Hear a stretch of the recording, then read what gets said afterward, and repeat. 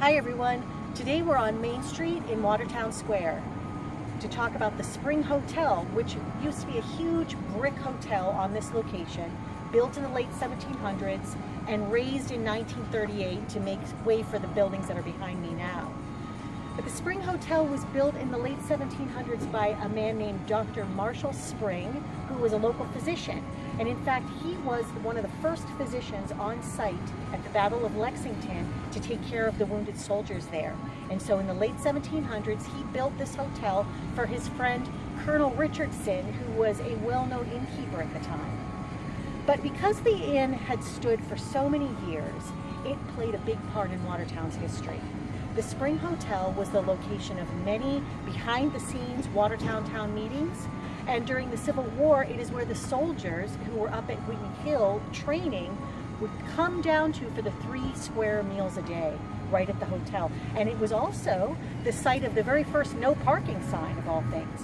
But on July 21st, 1886, a ghost at the Spring Hotel made the headlines in the Watertown Enterprise newspaper. It was reported that a ghost had been seen in the window of a second-floor bedroom. And the weird thing about this is it didn't happen at the stroke of midnight. It took place in the middle of the afternoon, broad daylight. And a crowd formed to see the ghost. You could see it clearly through the window. And the crowd became so large that it blocked traffic going both directions on Main Street.